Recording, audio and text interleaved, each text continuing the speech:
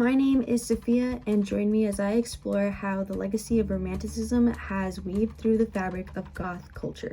So basically, Romanticism was a reaction to the Enlightenment, which was a period of science and reason, and the art reflected this. Romanticism very much valued emotion over rationalism, which was what the Enlightenment very much preached. And this kind of value, logic, ideology, or whatever, pretty much served as the basis for artistic genius and influence. Romanticism very much emphasized dramatic and expressive formal qualities, as well as subject matters that were meant to evoke strong emotions such as fear, terror, and awe. I will be talking about Henry Fuseli's The Nightmare. Now, this piece he very much clearly chose to derive from what was going on during the Enlightenment. Now, this piece was purely imaginative. It wasn't based off of any kind of literature, or it wasn't a biblical reference, or it didn't reference any kind of historical event, which is really unique about the piece. And that's what kind of made it different and separated it from the Enlightenment. It pretty much broke a lot of boundaries that you would see in Enlightenment art. He chose to depict this dark, eerie, and nightmarish, lavish painting. This piece depicts a woman bathed in white light, stretched across a bed, her arms, neck, and head hanging off the end of the mattress. An ape-like demonic figure crouches on her chest, while a horse with glowing eyes and flared nostrils creeps from the shadowy behind. The demonic figure is described as an imp or an incubus, a type of spirit said to lie atop people in their sleep. Fuseli really creates this dark atmosphere through his use of composition and chiaroscuro. This piece became an icon of Romanticism and a defining image of Gothic horror.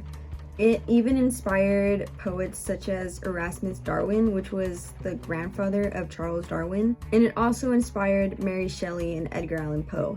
Not directly, but very much indirectly in all that this piece kind of represents.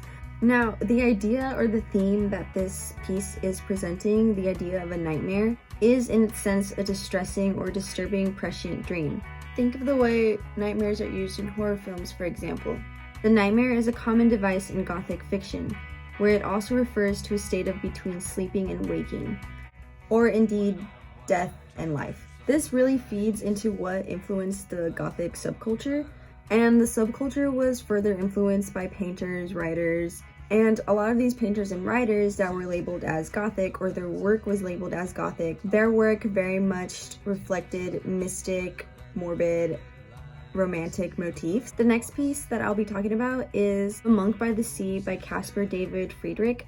It was finished in 1810, which was a couple years after The Nightmare was finished, but it very much was well into the Romantic period compared to The Nightmare, which was a little bit earlier, kind of more the start of the Romantic era. In this scene, a solitary figure stands before an immense stormy sea under a vast ominous sky. The monk's appearance of solitude and isolation, plus the overwhelming power of nature, evoke feelings of melancholy, contemplation, and the sublime. These themes resonate deeply with the Gothic subculture. The sense of solitude and introspection found in The Monk in the Sea very much mirrors Goth fascination with the darker aspects of the human experience, and definitely the kind of beauty that this kind of community and culture finds in melancholy. In contrast, The Nightmare very much delves into the darker recesses of the human psyche. It very much portrays a haunting scene of terror and the supernatural. Another piece we'll be talking about that I really think kind of delves more into these supernatural aspects is Francisco Goya's Saturn Devouring His Son, which was painted around 1820 to 1823. So this painting actually depicts the mythological titan Saturn devouring one of his sons after he learned about a prophecy in which one of his children would overthrow him.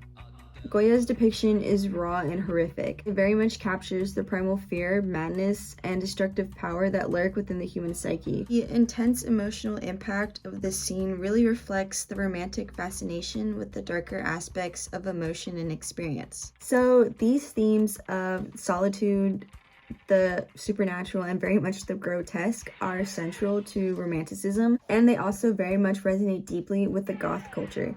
In their exploration of isolation, fear, and the sublime, these romantic pieces have very much left an undeniable mark on Goth culture. You can very much see how Romanticism has influenced goth culture, inspiring its enduring fascination with the shadows of the human soul.